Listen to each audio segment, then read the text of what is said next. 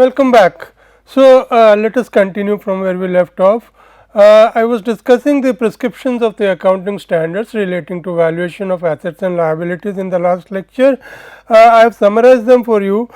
Fixed assets are allowed to be valued at historical cost, although revaluation model is also permitted. Now, please note, it is not mandatory that fixed assets be valued at historical cost. You can carry them at revalued figures also. I will come back to them. Financial assets are to be carried either at amortized cost or fair value through OTCI or fair value through profit and loss account, depending on the business model under which the instruments are being held by the investing company. Current assets as usual are to be valued at cost or net realizable value, whichever is lower. Intangibles including purchased goodwill is to be carried at fair value. Here the issue of impairment testing arises for the assets which have indefinite lives. Self generated goodwill is not allowed to be capitalized, it is not allowed to be taken to the balance sheet under the contemporary accounting standards. Pension and other funds are to be carried at fair value. Derivatives held for trading, speculation and so on are to be carried at fair values, except for the special case when the derivatives are held, positions in the derivatives are held to counter the exposure of the investing company or the company that is undertaking hedging. Long term liabilities are allowed to be carried at amortized cost. Now, why is it that fair values are allowed to why is it that fixed assets are allowed to be carried at historical cost in contrast to financial assets? The reason is simple: fixed assets are unlikely to be sold and hence market prices are irrelevant and valuation can be insulated from the market prices. By the very definition, fixed assets are assets which are proposed to be held by the company, by the entity over substantial period of its economic life, useful life, and therefore, the market prices become irrelevant and therefore, valuations can be insulated from the market price in the case of fixed assets.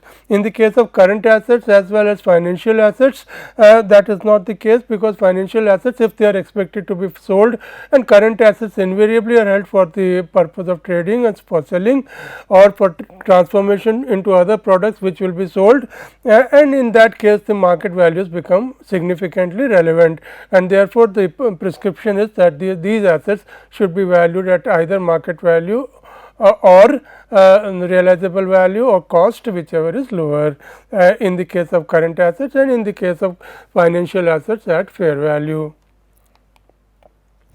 Now, fixed, as I mentioned right at the beginning of today's lecture, fixed assets can be carried, are allowed to be carried either at historical cost or a revaluation model.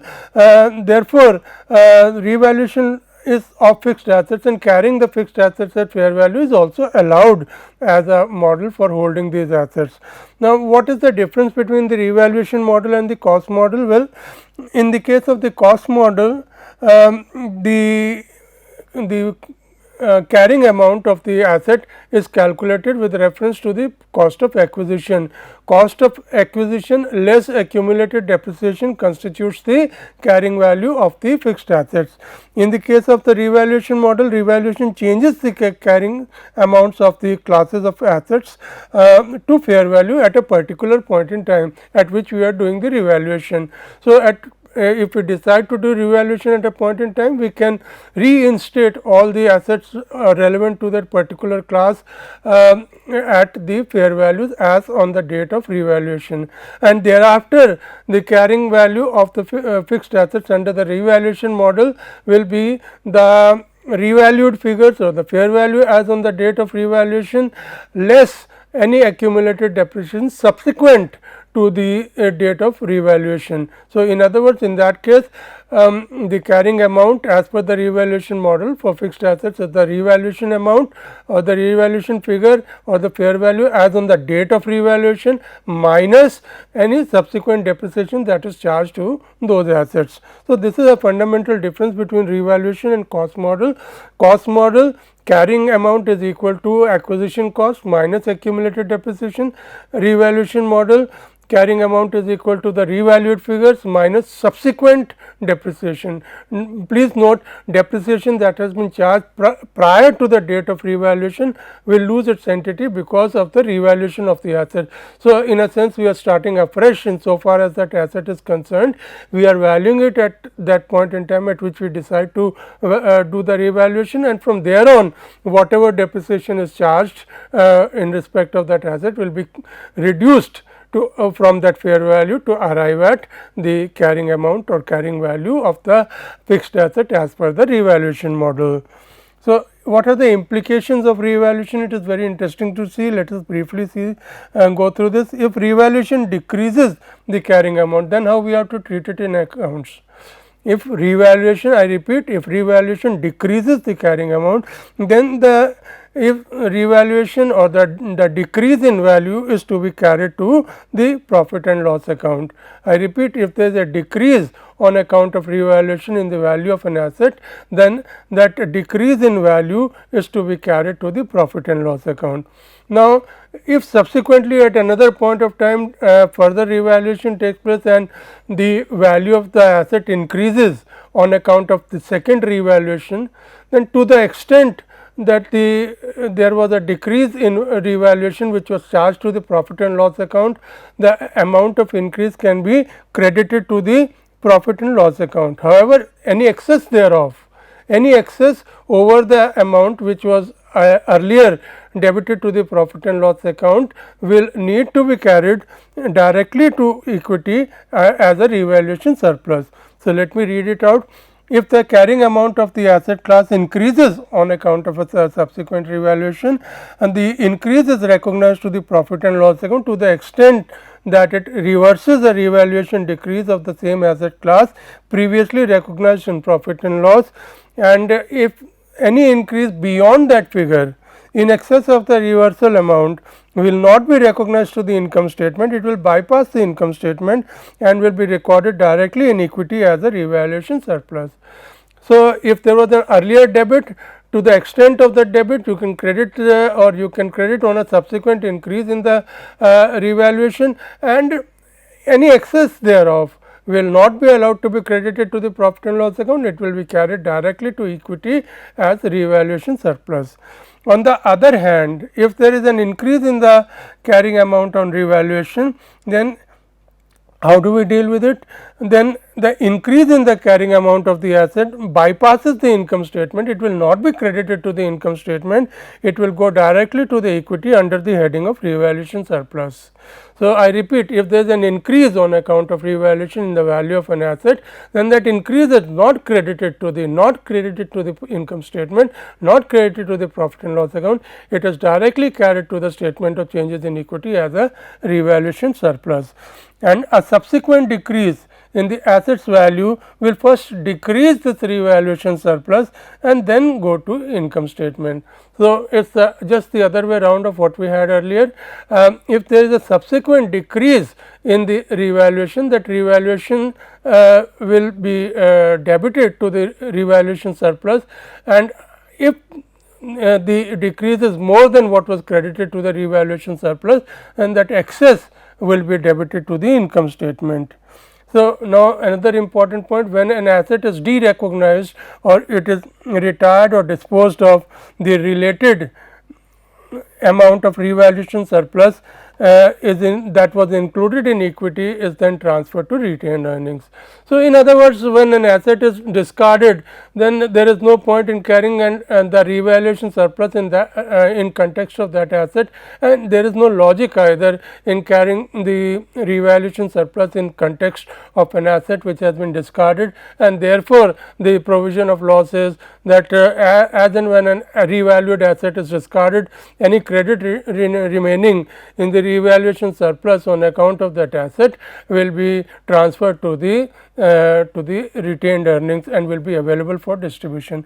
Now, here I would like to digress just a minute before I proceed with the impact of revaluation on leverage. The important point here is that revaluation is treated with a lot of restraint, lot of care by the legislation and the accounting standards setters, because for the simple reason that revaluation profit in general is a notional profit. It is not profit which is realized in cash, which is actually realized in cash. It is a profit which is simply a book entry, and therefore, the most of the accounting regulators are of the view that revaluation profits should not be allowed. I repeat, should not be allowed for distribution as dividend. So, distribution of dividend to shareholders through revaluation surplus is generally not allowed under most of the accounting standards. Why is it so? Because if that were allowed, then a revaluation entry could inflate the value of the assets on the one side, create a revaluation surplus, and by debiting the revaluation surplus, you could go ahead and pay and siphon out the current assets or the cash resources or the liquid resources of the company, and this would operate as a massive detriment to the creditors who would have no say in this entire process. So, and these kind of malpractices would pervade the industry with the unscrupulous entrepreneurs.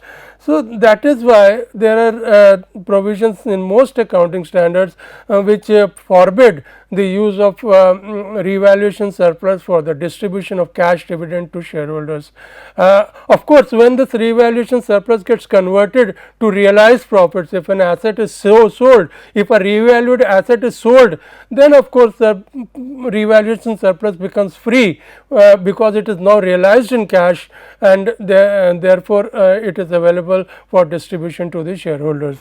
Now we come to impact of revaluation on leverage. Increase, let us consider the case when there is an increase in the carrying amount on revaluation. If there is an increase in the carrying amount of depreciable long lived assets, then obviously the total assets increase and the shareholders equity increases on account of the increase in net worth if we include the revaluation surplus in net worth. Now, if we define leverage as the average total assets divided by average shareholders equity, then an increase in numerator and the increase in denominator by the same absolute amount will result in a decline in the ratio. So, the reported leverage on account of revaluation, provided that the revaluation results in an increase in the value of the assets, causes a decline in the leverage ratios. Hence, asset revaluations that increase the carrying amount of an asset can be used to report decreased leverage of an entity. On the other hand, a decrease in the carrying amount on revaluation will have the following impact. In the year of the revaluation, it will reduce net income, because as I mentioned at the beginning, a decrease in the value of an asset on revaluation has to be carried to the profit and loss account. Therefore, it will reduce the net income. It will also reduce profitability measures such as return on assets and return on equity, because the decrease in net income would be and the decrease in the value of the assets would be of the same amount, and as a result of which the ratio of the net income to net assets would decrease. So, if there is a revaluation that decreases the value of an asset, then first of all the net income decreases, because that decrease in value on revaluation has to be debited to the profit and loss account. This will result in a decrease in the numerator and denominator of ratios such as return on assets or return on equity, resulting in a decrease in these ratios. In later years, the depreciation would be lower, because you would be charging revaluation on depreciation on the revalued amount, and the net income would marginally increase because of the reduced depreciation. The total assets and shareholders equity would be lower, and hence the company may appear more profitable in future years. So, these are more or less self-explanatory as the impact of revaluation, which causes a fall in the carrying amount of the asset. Now, we talk about asset impairment. Now, impairment charges reflect an unanticipated, this unanticipated is emphasized. It is not an anticipated change, it is an unanticipated change in the earning capacity of the asset. If there is a decline, unanticipated decline in the earning capacity of an asset, and as a result of which the future economic benefits that are likely to accrue from holding the asset decline, then that decline in the value of the future economic benefits, which I repeat is unanticipated, was due to an unanticipated reason, is called impairment, and this impairment is required to be recorded in the profit and loss account forthwith. Both IFRS and US GAAP require companies to write down the carrying amount of impaired assets. So, if there is an impairment in the future economic benefits that are to be derived from an asset, then that impairment needs to be forthwith recorded and deducted from the carrying amount of the asset by debit to the profit and loss account. Impairment reversals are permitted under IFRS, but not allowed under the US GAAP. The amount of the impairment will reduce the carrying amount of the asset on the balance sheet and will reduce net income on the income statement. In other words, the impact of impairment, the impact of that unanticipated decrease in the earning capacity of the asset will be evaluated in terms of money, and that amount would be debited to the profit and loss account as impairment loss, and the corresponding entry will reduce the carrying amount of the impaired asset. The impairment loss is a non-cash item and will not affect cash from operations. Cash flow versus income, the impact of depreciation and the issue of depreciation rather. Now, cash flow is roughly speaking, cash flow is a movement of cash or funds. Howsoever you may define cash flow statements, we can define there are variants of the cash flow statement. We have the fund flow statement on the one side and we have a cash flow statement on the other side, but they fulfill more or less similar purposes. They depict the sources and deployment of funds in the case of fund flow statement and of cash in the case of the cash flow statement. So, the basic thing is that cash flow is a movement, is a flow, is a transfer, is a physical, in some sense it is a physical transfer of funds or cash from one account to another.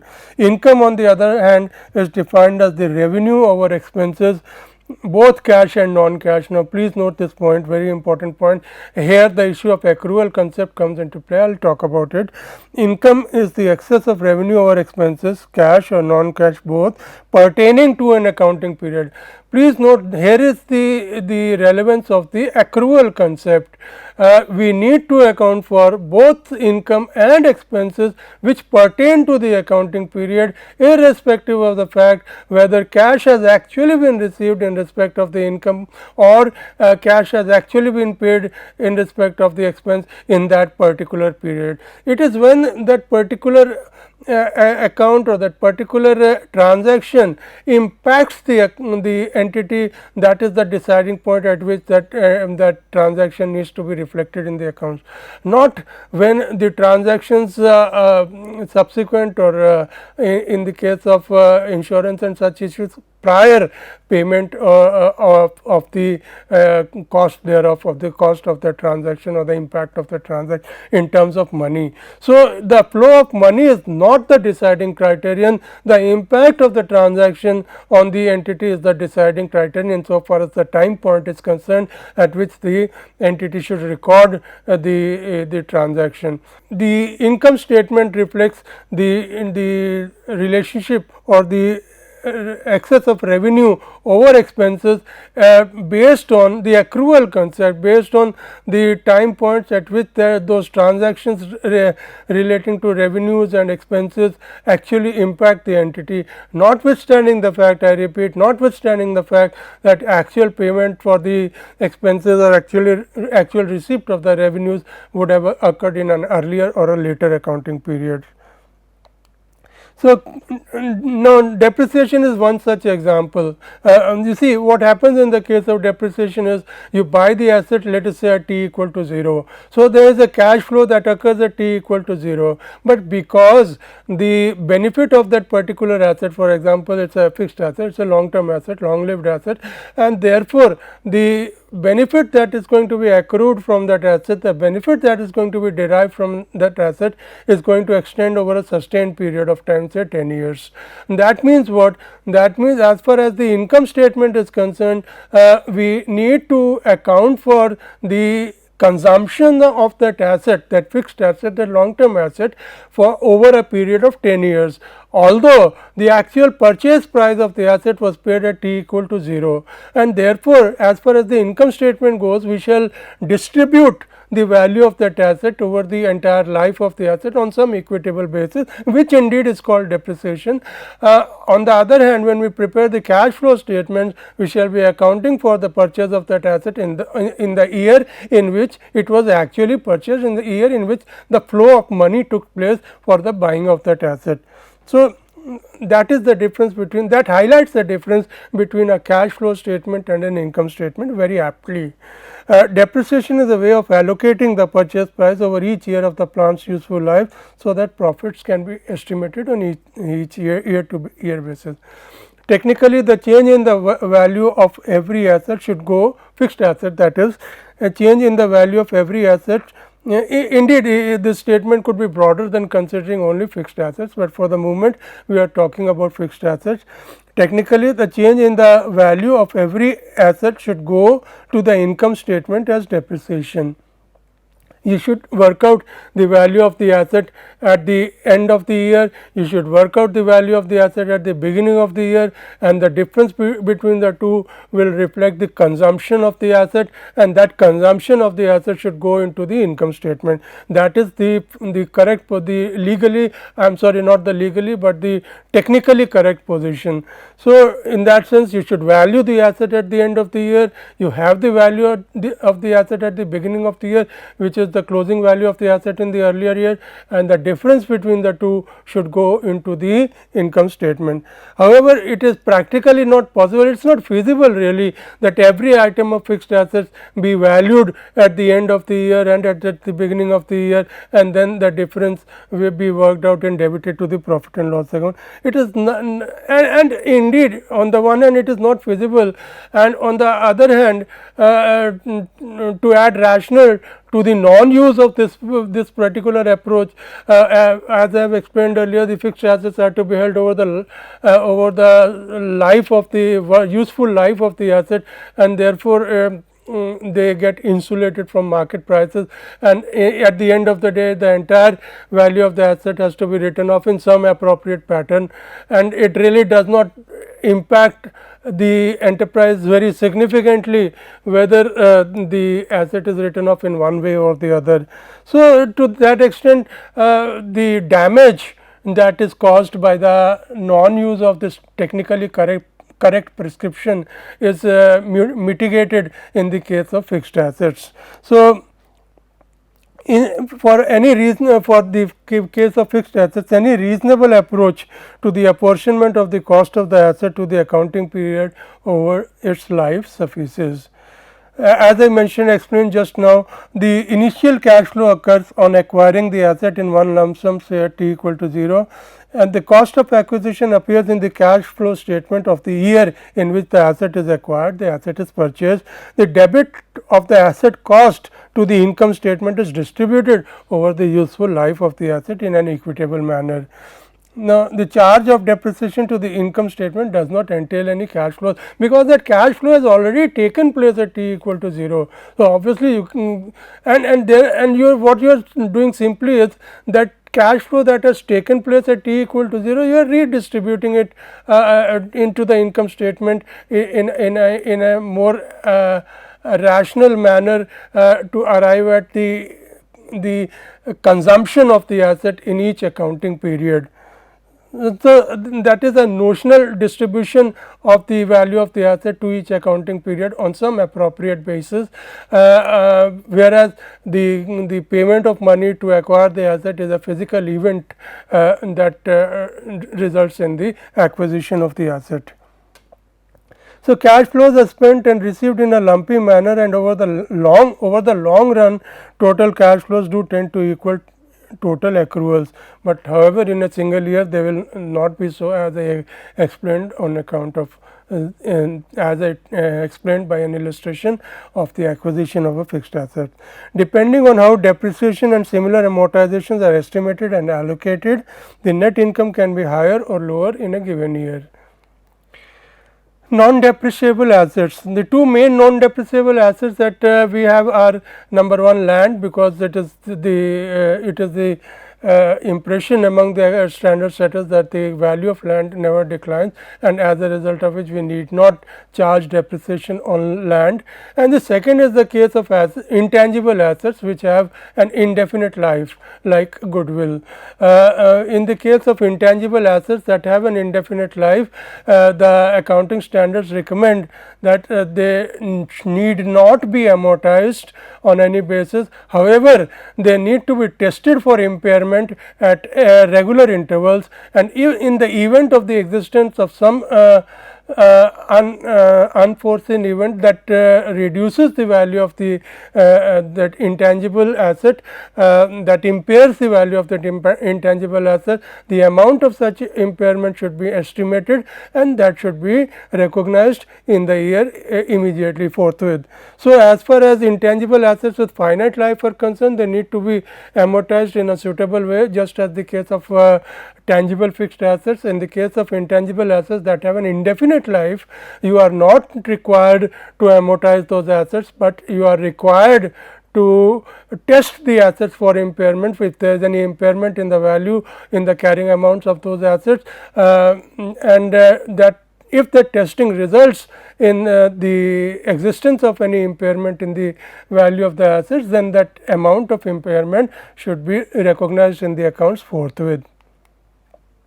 Now, commonly we have two methods of depreciation that are used in practice. We have the straight line method, which amortizes the value of a asset, value of a fixed assets over a useful life in equal amounts, and then we have the written down value method, which is a declining balance method. Now, since the amount of depreciation that needs to be written off to the income statement is the same in both cases, because it would reflect the difference between the purchase price and the salvage value of the asset.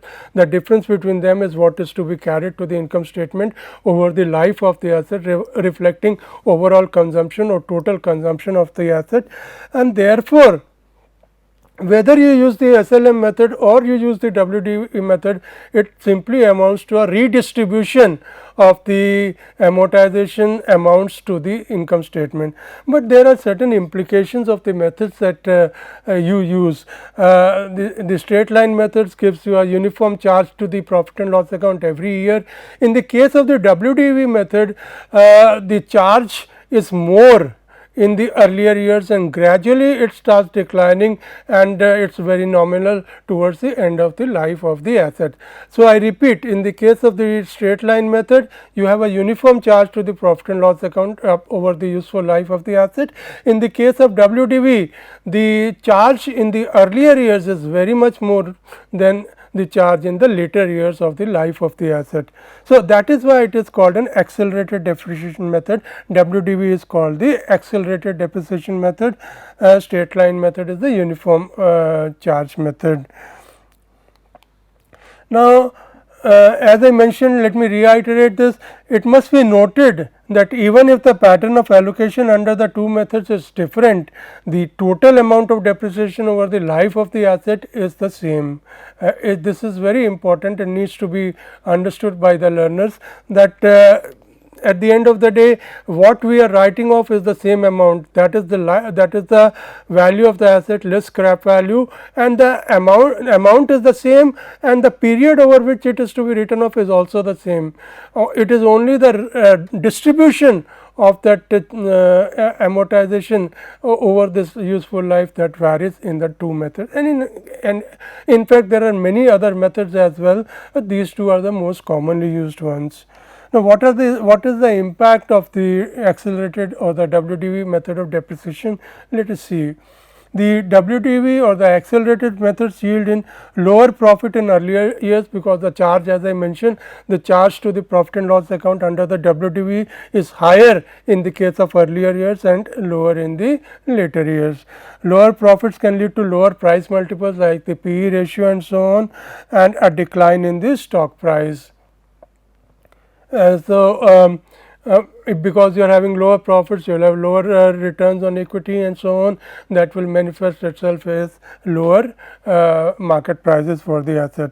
The differential between reported profits and cash flows will go up naturally, because depreciation is more. So, obviously at the end of the day, depreciation is one of the main contributors to the difference between cash flow and accounting profit for an year, and if the depreciation is more as in the earlier years due to WDV, the difference between the two is more, and this therefore, we have a trade off between the two. There are benefits of each method. WDV has its own advantages, straight line method has its own advantages. Now, one important thing I would like to emphasize here is that as far as taxation is concerned, your choice of method insofar as the accounting profit is concerned, or the accounting under the company law is concerned, Companies Act is concerned, the amount of taxation will not be affected, although of course you may have difference in deferred taxation and so on, but the actual tax payable will not be affected, because the actual tax payable is calculated on the basis of the provisions of the tax legislation, which have their own prescriptions insofar as the methods and rates of depreciation are concerned in most cases. So, because the taxation laws have their own prescriptions insofar as the methods and the rates of depreciation are concerned, whatsoever method you may use insofar as computing the accounting profits will not impact your actual tax liability for the relevant years. Further, there is another impact of WDV accelerated depreciation. If products are priced on the basis of the full cost approach, that means that includes the depreciation. When you are pricing the product, the total cost in the earlier years would be higher because the higher charge of depreciation, and that may make the company's products lesser in terms of competitiveness. And then because the capital erosion or the value erosion, the value decline of the various assets of a division take place quickly in under the accelerated method, the top level management may be flooded with more requests for capital investment by divisional heads. That is another issue that may not go well with the use of the WDV approach to depreciation. Now, we come to another issue, very important issue, that is capitalization versus expensing. I will take it up after the break. Thank you.